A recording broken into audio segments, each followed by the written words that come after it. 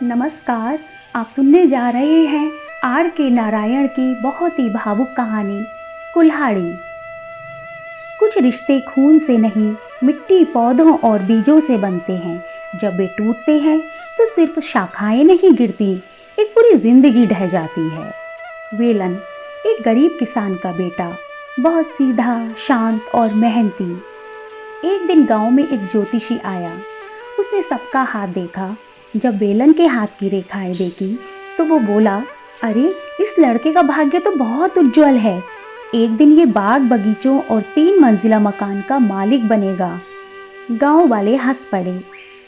वो बोले, अरे जिसके पास पैरों में पहनने के लिए चप्पल नहीं, 2 वक्त की रोटी इसको नसीब नहीं, वो बगीचों का मालिक बनेगा। ये बात वेलन के पिता को भी हजम नहीं हुई। बात आई गई हो गई। एक दिन वेलन खेतों में मजदूरी कर रहे अपने पिता के लिए भोजन लेकर थोड़ा देर से पहुंचा। उसके पिता को बहुत गुस्सा आया। उन्होंने ये भी नहीं देखा कि आसपास खेतों में कितने लोग काम कर रहे हैं। सबके सामने ही उन्होंने वेलन को एक थप्पड़ मार दिया। वेलन को बहुत अपमान महसूस हुआ। वो कुछ बोला नहीं, बस चुपचाप उसने अपना घर छोड़ दिया। वेलन कई दिनों तक भूखा प्यासा भटकता रहा। उसने नदियां पार की, गांव बदले, जंगलों से गुजरा, आखिर पहुंचा मालगुड़ी, जहां उसकी किस्मत उसका इंतजार कर रही थी। वहां उसे एक बूढ़ा माली मिला। वो उसे एक पुराने बंगले में ले गया। काम था बगीचे की सफाई। वेलन ने बिना कुछ पूछे धरती से दोस्ती शुरू कर दी। वो मिट्टी साफ करता, झाड़ियां काटता, बीज बोता और धीरे धीरे एक वीरान जगह हरियाली में बदलने लगी। एक दिन वेलन ने अपने हाथों से एक नीम का बीज बोया। वो कहता, इस पेड़ को मैंने पैदा किया है, ये मेरा बच्चा है, इसे मैंने सींचा है, पाला है, ये मेरा साया है, मेरी आत्मा है। पेड़ धीरे धीरे बढ़ने लगा और बंगले के पास खड़ा हो गया। उधर बंगले में भी काम चल रहा था। बंगला ऊंचा होता जा रहा था। वेलन ये सब देखता तो अपने नीम के पेड़ से बोलता, तू क्या कर रहा है? तू जल्दी से बड़ा क्यों नहीं हो रहा? देख बंगला कितना ऊंचा होता जा रहा है, तुझे बंगले के बराबर ऊंचा होना है। अगर तू नहीं बढ़ा तो तुझे उखाड़ कर फेंक दूंगा। वेलन इस तरह पेड़ों से बात करता जैसे ये उसके अपने बच्चे हों।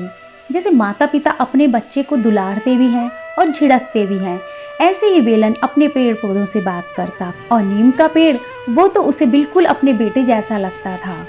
फिर एक दिन बंगला भी बनकर तैयार हो गया और नीम का पेड़ भी बहुत ऊंचा हो गया। वक्त गुजरता गया, सालों गुजरे। बंगले के मालिक बूढ़े हो गए, बच्चे विदेश चले गए, बंगला बिल्कुल सुनसान हो गया। अब बंगले की चाबी वेलन के पास थी। वो बंगले और बगीचे की देखभाल करता। कभी कभी बंगले के मालिक वेलन से बंगले का, बगीचे का हाल चाल पूछ लेते, पर वहाँ कोई नहीं आता था। अब वहाँ सिर्फ एक माली था, वेलन और उसका नीम का पेड़। पर एक दिन अचानक बंगला बिक गया। नई कंपनी आई, आदेश आया, सारा बगीचा साफ कर दो, पेड़ काटो, नई इमारत बनेगी। यह सब सुनकर वेलन सकते में आ गया। वो अपनी झोंपड़ी में रहने लगा। बहुत उदास है, इस बगीचे का, मेरे नीम के पेड़ का क्या होगा? एक एक करके पुराने पेड़ गिरने लगे। जब वे लोग वेलन के नीम के पेड़ की ओर बढ़े, वेलन दौड़ा आया।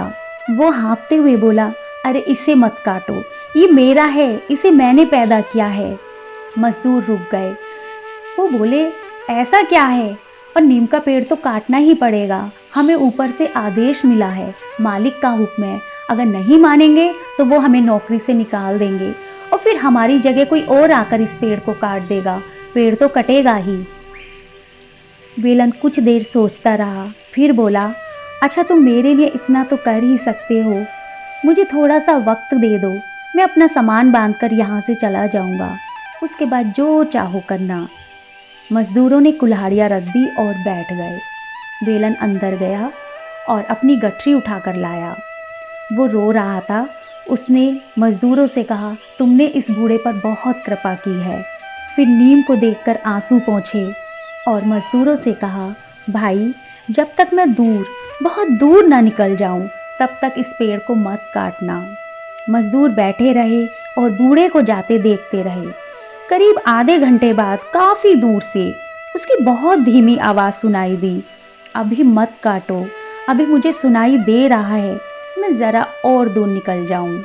धीरे धीरे बेलन की आवाज़ आनी बंद हो गई और कुल्हाड़ी की आवाज़ शुरू हो गई, ठक ठक ठक ठक। ये सिर्फ एक पेड़ नहीं था, ये उसके संघर्ष की छाया था, उसकी मेहनत की जड़ें थी और उसकी आत्मा की टहनी थी। जब हम एक पेड़ काटते हैं तो सिर्फ लकड़ी नहीं गिरती, कई बार किसी की पूरी जिंदगी बिखर जाती है। दोस्तों, अगर आपको ये कहानी छू गई हो तो इसे शेयर कीजिए ताकि कोई और कुल्हाड़ी चलने से पहले रुक जाए।